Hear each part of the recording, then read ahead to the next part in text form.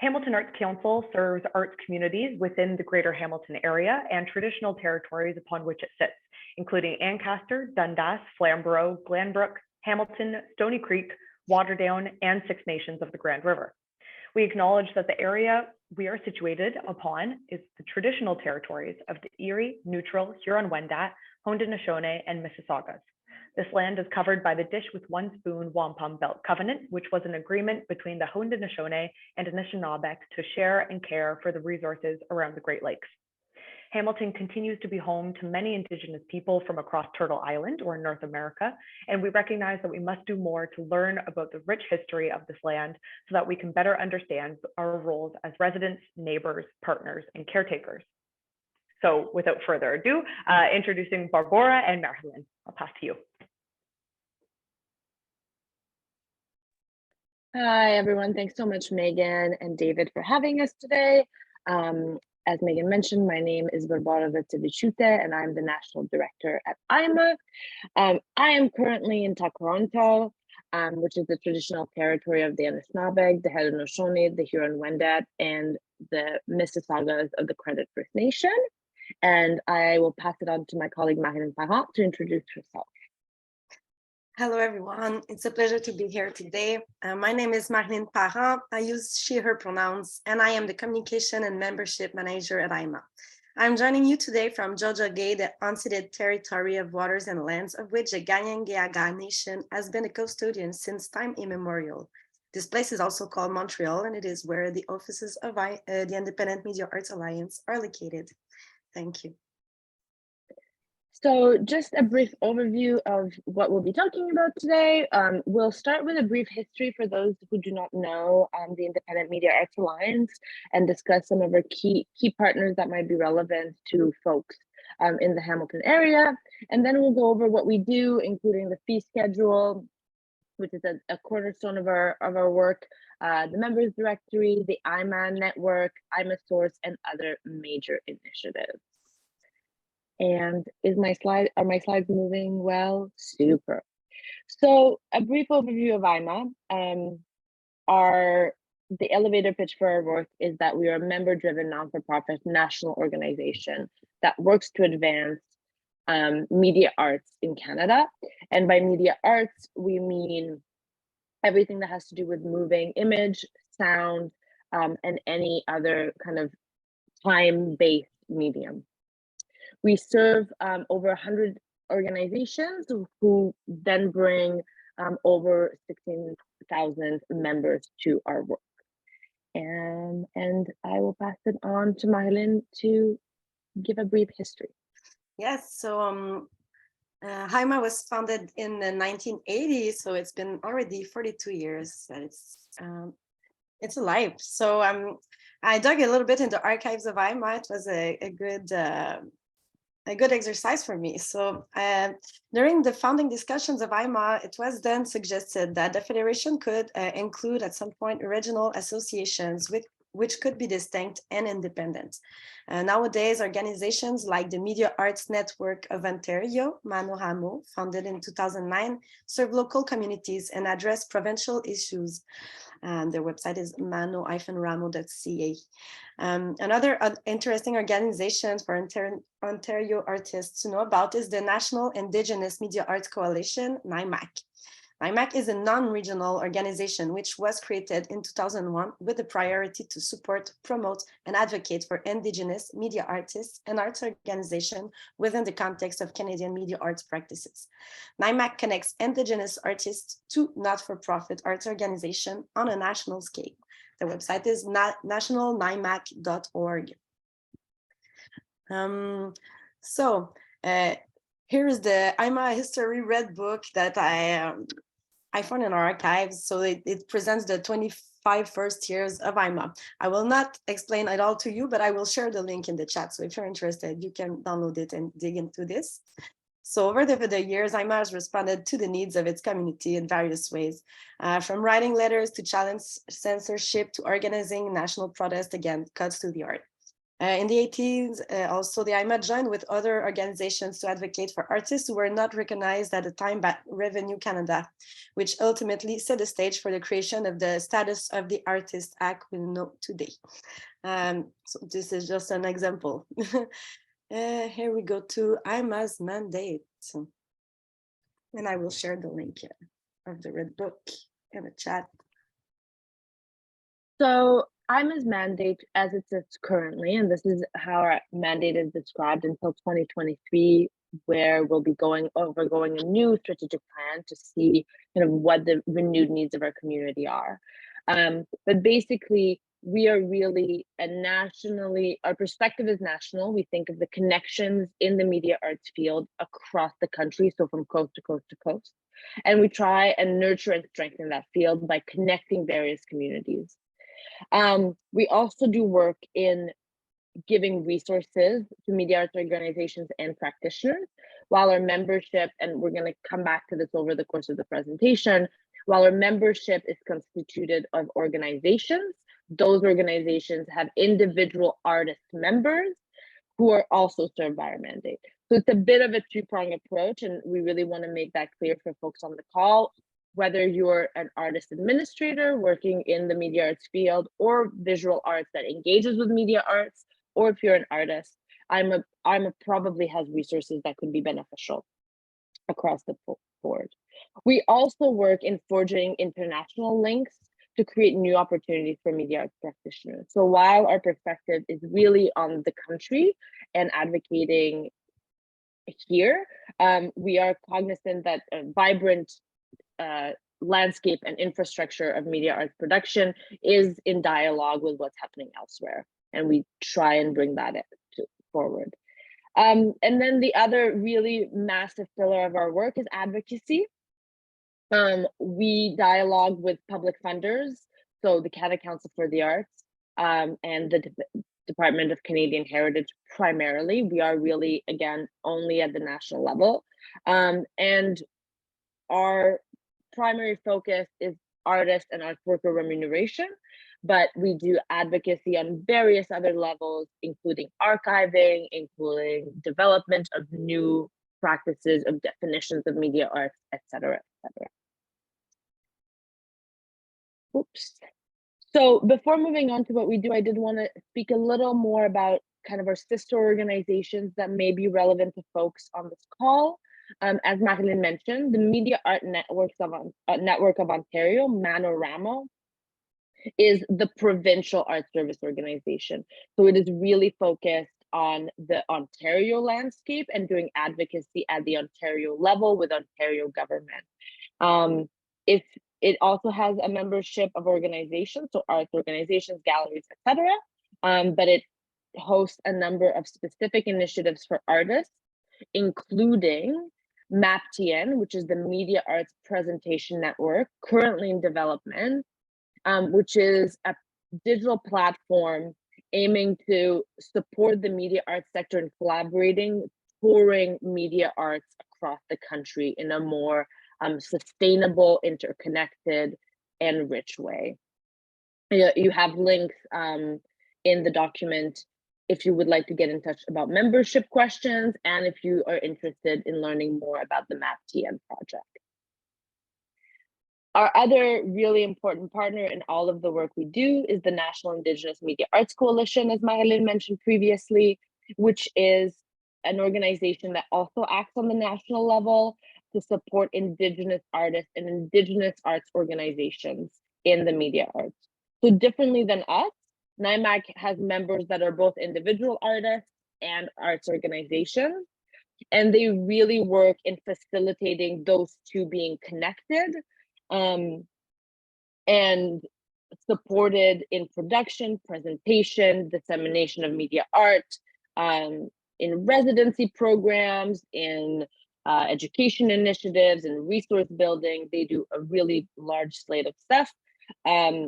And I would very much encourage you to check out their website if you feel like their services might be beneficial to you. All right, I feel like we're really speeding through here, but let's get into the meat of what IMAA'a does and one of our most valuable resources, I think, which is the IMAA'a fee schedule. So what the fee schedule is, it's a set of baseline fees for presenting media artwork and working with media artists, both online and in person. So what's really important to understand about the document, and Marilyne will share the link to it in a minute, that it is a set of guidelines. IMAA'a is not an enforcer of this document. It is not an arbiter of its use. We set these guidelines of the base minimum fees, and the word minimum is really important to keep in mind here, for remunerating media arts workers, media artists, excuse me, for the presentation of our work. So the document's intention is multi-purpose. It guides artists in better advocating for their work. It guides organizations in budgeting and thinking about their relationships with artists, their relationships to their budget. It is also a tool for both artists and organizations to help advocate for better funding. And then it is the document that binds IMAA's members. So all our member organizations have to abide by our minimum standards to qualify to be members of IMAA'a. So that is a very useful thing to know for artists as well, in looking through the directory, which Marilyne will speak about in a bit, is that everyone that works with IMAA'a, it agrees to pay the minimum artist fees. So what did the fees include? We just in 2022 created, with the help of a Canada Council grant, a really much more expanded fee schedule that fleshes out the guiding principles for its use. So the thing that I think is important to know for those who are coming into the fee schedule fresh is that while it is not a binding document, while it is not a legally enforceable document, it does not have an illegal stature per se. Council at the Canada Council level, at the Ontario Arts Council level, at the Toronto Arts Council level, does refer to it to ensure that organizations and presenters are fairly remunerating artists.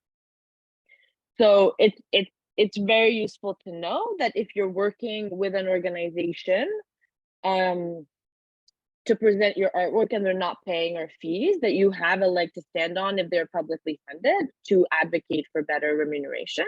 It is also useful to know if you're working at an artist rent center whose budget is worried or anxious about augmenting artist fees because of how healthy it is financially, that organization is able to advocate with council to increase their budget to pay those fees, because the IMAA'a fee schedule is a recognized document nationally as a barometer for what artists should be paid at the minimum level.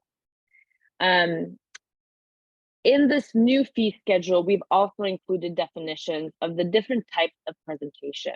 I think what we all discovered in the pandemic is that there's really big gaps for media artists, so anyone working independently in film and short film, etc., in how to present their work, right? We had streaming that was time-based, we had streaming that was view-based, we had things that started and ended, and we didn't really have clear guidelines as to how payment changes. And we realized that once we take the work out of the cinema and the single presentation into kind of a more flexible format, we needed to update those fees. So we spent a lot of time fleshing out the definitions of the different types of presentation. The fee schedule also includes, and I think this is a really important point, is a sliding scale-ish, and though we do not call it a sliding scale, but that is what it represents in essence, for media artwork remuneration for organizations of different size. So if your budget is, if you're setting up a tiny festival from the ground up and you have a $15,000 or $20,000 budget for your entire festival, what you will be paying to show a 5-minute work will be less than the festival that has $1 million budget. We've also included rates for professional fees, which include everything to do with professional fees, media arts consultation, things that are included for visual artists frequently, but that we don't really think about so much up to date in terms of media artists. And the last part that the new fee schedule includes, or that includes it, really, it's a two-prong approach. The fee schedule was developed in tandem with the online media arts presentation standard. And that document covers a slew of other concerns when presenting works online, including accessibility, intellectual property, technical considerations, and all of the other things that can come into play financially, resource-wise, interrelationships-wise, communications-wise, when presenting media artwork online. I think that's it. I'm sure there will be questions, and I'm more than happy to expand, but we'll keep going in the interim. So also on IMAA's website, you can find the member directories. So that can be an interesting tool for independent artists who want to know media arts organizations and the services they offer in their region or elsewhere in the country. So since you can search the directory by selecting a region, you can use it to discover media arts organization in your area and connect to your local community of practice. The search tool can also be used to find members by their activity types, such as workshop, production, distribution, presentation, or art service organization. So for example, if you are seeking for professional development in your region, you can search by selecting Ontario as the region and workshop as the activity type you are looking for. You can see on the other page a screenshot of the directory. You can also search on the map if you'd like. And it's updated with our actual members at the moment. I really love the map. It's a very interactive and kind of live tool that really lets you see the pools of media arts centers across the country. And don't hesitate, if you're part of a center organization that you believe could be a member of IMAA'a, you can ask them, why are you not on this beautiful map? It's the time to join. So I'd like also to present to you the Independent Media Arts Access Network, IMAA'a.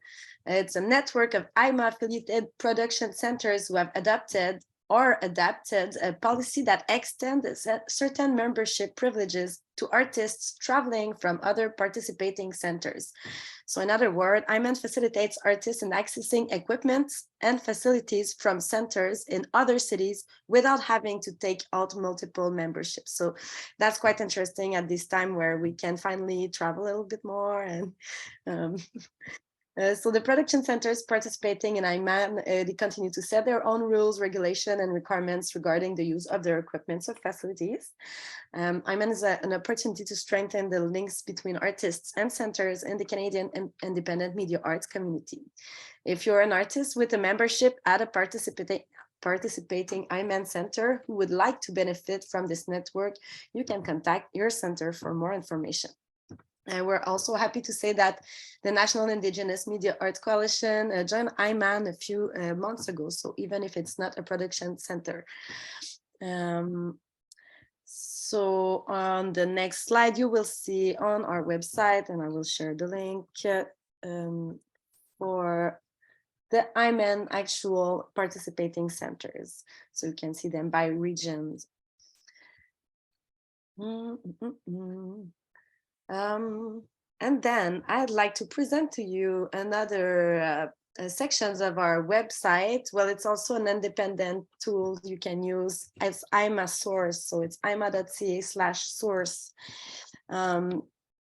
And this is a searchable collection of resources and tools for media arts organizations and practitioners from related fields. So it offers a comprehensive interlocking breadth of pre-existing content that has been developed by our close partners, members, or counterparts in other fields.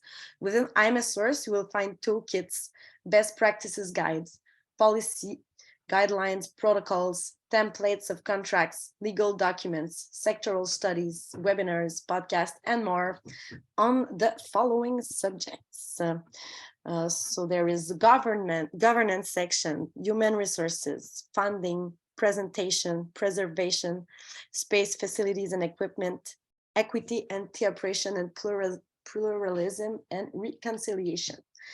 IMAASouce continues to expand its content to respond to the needs of the media arts community. If you have any resources you'd like to see there, please do not hesitate and get in touch with us at info@imaa.ca. For example, you don't know where to look for the fee schedule, you go on IMAASouce, you type fee schedule and you will find it there. And there's also another interesting project you will be able to find in here or on our website, and it's Cyber Safe and Sound if you're interested. So it's a tool developed for those who do not have a lot of experience, knowledge and time, and it can be really useful. And it's like a gameable version of the tool, so it's fun too. Yay. Barbora. Yeah, so maybe I can speak a little bit more about Cyber Safe and Sound, just because we are moving through this incredibly quickly and nearing the end. Cyber Safe and Sound was a project that we initiated, I think, 2-3 years ago to develop a set of best practice guides for digital security, aimed at particularly organizations that don't necessarily have the capacity to work with like a data management consultant, that don't necessarily have folks working in operations. And as Marilyne mentioned, we developed a very kind of simple survey that then, based on your answers and your knowledge of digital security and your capacity for digital security, offers a set of first and second steps to improve everything from passwords to how you manage access on your Google Drive, to how to log on to Teams securely across different devices, how to delete contracts after they've been signed, or the direct deposit information of folks that you receive. So all of that is in the Cyber Safe and Sound component of IMAASouce that Marilyne can also share in the chat. Moving on, I will talk briefly about the major initiatives that we have going on, and then we can kind of maybe have a bit more of a discussion with questions. So IMAA'a is currently working on 3 major projects that kind of are outside or beyond our core operations as a service organization. Interconnect is the first project that I'm really excited to speak to folks about. It is kind of a novel type of project for us, because it looks at the Canada Council's Digital Strategy Fund and the organizations that have received it. And it looks at what those organizations did with the funds, whether their knowledges are connected, how they serve the broader community, and how to kind of connect those gaps and make sure that the impacts of the project are really benefiting most arts organizations outside of the media arts even. Really, we're looking at a cross-section of contemporary arts organizations and practices. And through a really participatory framework, participants will be coming together and sharing and understanding what they think are the gaps in the program and what needs to be done still. And then we'll be building links across the country with each other. And finally, we will be kind of issuing recommendations, but also major, it will impact kind of our operations forward to see where there's still work to be done in terms of innovating, especially in the digital world. As part of that project, we are launching on November 10th the Media Arts Connect, which is a Discord server for media arts practitioners across the country. So this is kind of an example of an early result of the project already. The cohorts of participants haven't even started meeting, but in the initial conversations that we had with folks, we already identified a gap from our membership, from the community at large, that there needs to be a centralized digital place for folks to have conversations around issues of digital infrastructure, digital capacity, digital security, all these kinds of things. So Marilyne will put the link in the chat. And artists, media artists, media arts administrators at large are all welcome to join. There are many channels that are regional, that are topic-based, around technical concerns, about accessibility concerns, etc., where folks ask questions and answer. And we will be doing an event on November 10th from 1 to 3 p.m. to kind of support people who may be a little newer to Discord servers. Because Discord does tend to be a place where certain folks are really comfortable and happy, and other folks have a bit of a sensitive relationship to. The second initiative that IMAA'a is really working to develop, and it functions in a way that is very close to my heart with our mandate, is the Digital Skills for Youth program. So this is a federally funded program where IMAA'a receives a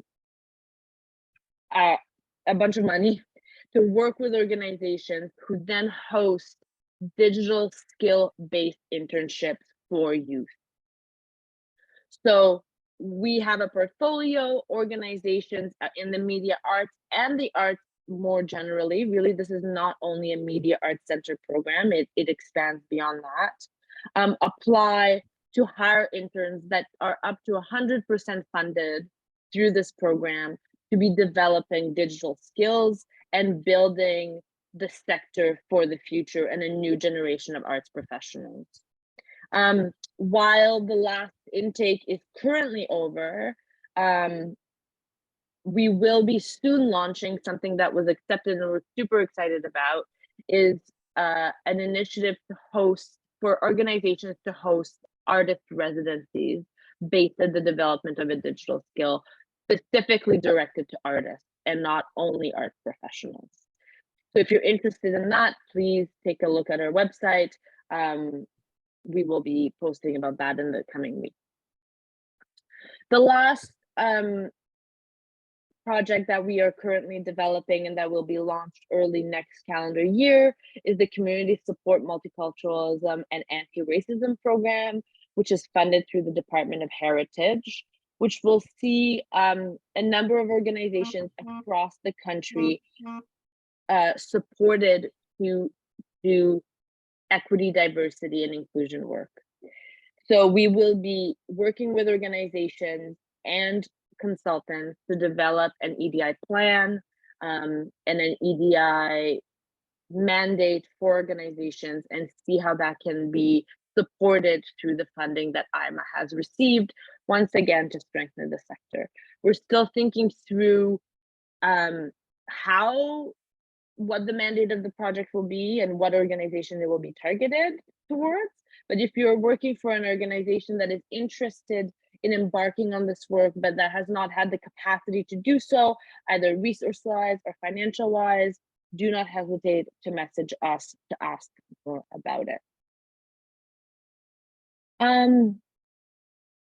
So this kind of wraps up the formal part of our talking. I think Marilyne and I are both incredibly fast talkers, is what I'm realizing. You can contact us at any time. My email is dir@imaa'a.ca and Marilyne is info@imaa'a.ca. Marilyne is the best person to get in touch with about potential membership, about questions about the fee schedule or any other resources. I am the best person to contact regarding all our kind of major initiatives and ways to engage with IMAA'a in partnership and strategic initiatives. Thank you so much. And yeah, we will take the lead of questions to elaborate much more on anything we've said. Thank you. Thank you both so much, Barbora and Marilyne. That was wonderful. You have so many resources to teach everybody about, and I have a lot of notes. Thank you for the thorough explanation. So yeah, now we can move on to questions. Feel free to post them into the chat. If you do come off mute, this won't be a part of the question won't be a part of the recording. We'll have the answer part of the recording. So yeah, I'll hand it over to David first. Yeah, thank you so much. My goodness, I've been scribbling down all of these pieces from your presentation that directly impact my own work, and I'm excited to look at the IMAASouce specifically for particular resources. So I'm super grateful just on that level for this presentation, and really appreciate all the incredible work you're doing. I wonder if you could talk just a little bit about the fee schedule, and just in a general sense, how the fee schedule is formed, how that comes to be, what informs the fee schedule, and on that basis, a lot of the membership will be aware of CARFAC, but won't have necessarily had that reference point. And also, we will often refer to CADA, the Canadian Alliance of Dance Artists, for fee schedules that relate to dance artists, and I've never actually asked the question in how are those formed.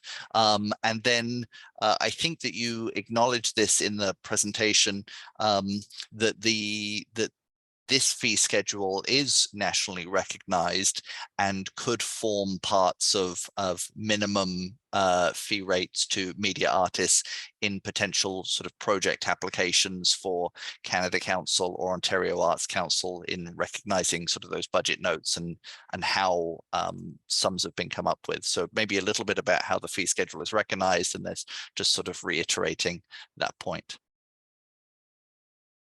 Yeah, thanks for that great question. I can elaborate. I will share my screen again because I've just pulled it up, and I think it might be nice for folks to look at it while I'm speaking.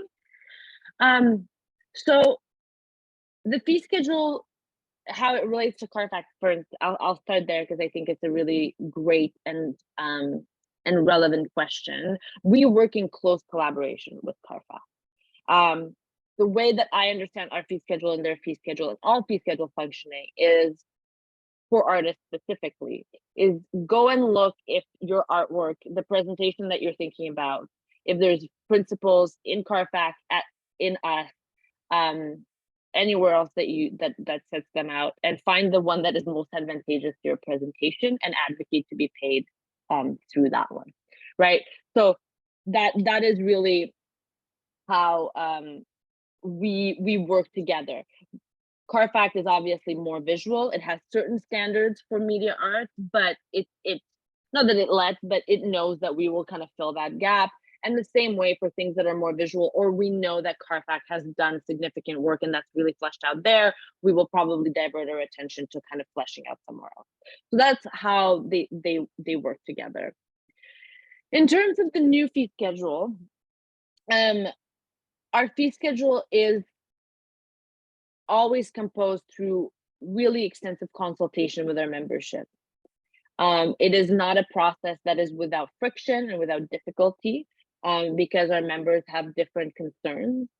But the last one, the kind of expanded one, saw the rates really, really go up and be increased a significant amount. And you will see, this is a very dense document, that's why we don't usually kind of share it on a screen. But basically, if we go in here, these rates, which are for single screening presentation, the idea is that the fee schedule was published in 2022, and that our intention is for organizations to be able to match it by 2024. So IMAA'a recognizes that that to get to the recommended amount, for certain organizations, it's quite a bit of work. And so we've set out both minimum and recommended, and are really aiming for all our membership to be at the recommended level by 2024. So I don't think that answers your full question, David. Maybe then I'll go back to how, yeah, go ahead, Marilyne. Yeah, just sharing the chat there's a portion, when we worked on the online presentation standards, there's a portion where you can see all the process that led to this this other section of the fee schedule. So there is the intellectual property and remuneration, technical issues, and accessibility subjects that were invested by working groups. There were roundtables, there were invited speakers also by the working groups, and you can find also the members of all the committees by following the link if you are interested. So yes, it was a big project on a couple months, of course, and a searcher and a project manager that led this this part of the fees, the new fee schedule. And after all of this consultation, working groups, roundtables, conversations back and forth, the fee schedule was presented at IMAA's last AGM, and our membership voted to approve it. And that is how it functions yearly.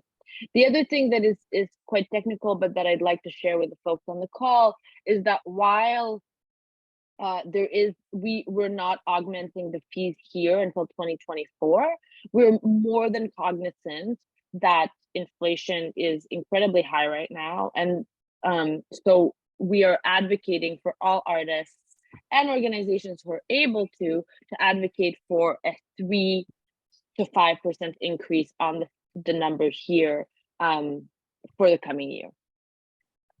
And so that's really kind of, again, where I want to circle back to, because we have a lot of conversations with folks who want to take these numbers and apply them flat to whatever they're doing. That is not what the purpose of the schedule is. It is a guideline to think about the value of your work, the value of your organization's work and what it's seeking to do, and then go and advocate for that if you're being funded with your funders, and if you're being paid with the people that are paying you for your work. So we are not an authority. We have consulted and done a lot of work to set up a loose guideline that hopefully empowers both artists and arts workers to better remunerate our sector as a whole.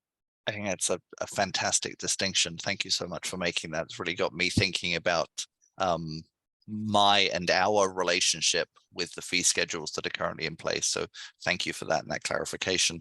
I wondered, could you talk just a little bit more about specifically the type of relationships that individual artists and maybe even sort of, I guess, collectives can have with IMAA'a? I wasn't, so in terms of the membership, IMAA'a serves organizations who then in turn serve individuals and groups within their community. And so as a link to IMAA'a, is it about as an independent artist to connect sort of with your more local, locally established organization to then find a route through? I'm understanding the part, I guess I'm trying to understand the pathway to best connect. So yes, so there's two pieces. If you're looking for support with kind of broader advocacy issues for the media arts as an artist, the question would be at what level, right? Because IMAA'a really works only with the federal level of funding. So with the federal government, with the Ministry of Heritage, with Canada Council. That is our purview. If you're an artist looking to work with the city or with the province, NaNoWriMo in Ontario, for instance, would be a better organization for you to connect, to know what is going on at council, to know what their priorities are. Kind of those folks really have their ear to the ground at that level. However, if you're an artist that is looking for support in understanding and unpacking the fee schedule, or understanding what the heck is going on at Canada Council because they changed the portal and you're a little confused, IMAA'a is a great place to come. As I think all of us are, we have not a terrible amount of resources, but members and artists are at the core of our work, and we do our utmost best to keep that one-to-one support at the baseline of all our operations. So never hesitate to get in touch if you're an artist kind of seeking to understand the fee schedule, or having an interaction with Canada Council that you need support in, or that you just want us to be aware of, right?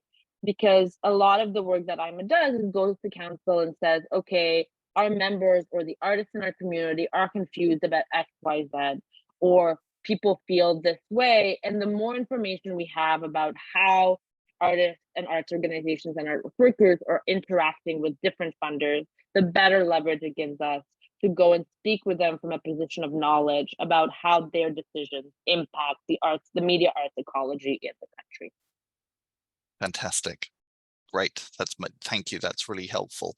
My sort of last question I was going to ask on the recording, because I'll ask you one off of the recording as well, was about how can the organizations, groups, coalitions currently functioning within the Greater Hamilton area support the work that you're doing? What's the best thing that they can be doing to, aside from sharing this presentation and making people aware, is there any way that they can be giving you information about perhaps the challenges that they're having? But I guess you've already covered that in terms of just reach out and let you guys know. Yeah, I mean, of course, reach out and let us know, but we monitor the use of the fee schedule. Right. I think, outside of like our own metrics and what we need to know, my main thing would be look at the fee schedule, consult it, and push everyone to use it. Great. Whether we know about it or not does not matter ultimately. This really does support at least a baseline for artists to get remunerated, because we know that across the country, some folks know and are in line and are really trying, and other people are slipping through the cracks, and artists are not getting paid appropriately for the presentation of their work. And ultimately, we want to empower artists to know and to advocate for their value and that of the labor that they put into their artistic practice. That's a really great, a really great call to action for us to send out with this presentation. So thank you so much for that. Over to you, Megan. Great, thanks, David. Yeah, at this time, if there aren't any other questions, I also have a question after the recording, but I just want to say thank you so much for your advocacy. This is really important work, and I think we've all learned a lot today.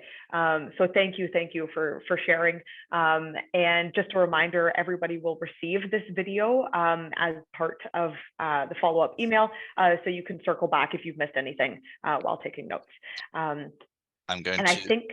Yeah, I'm going to stop the just before you do. Oh, yes, please. I do realize that I missed a really important plug for IMAA'a, is that we are hiring for a number of roles for the projects that we have coming up, for some more central core organizational roles. So please check out our website. I will say that it is intermittently down and we are working on that, but our social media, Marilyne is always on top of all of our calls are on Instagram always. So please make sure to check those out. Please throw your Instagram handle in the chat for us. That would be great. There it is. There it is. Perfect. Thank you so much. Thank you. I'm going to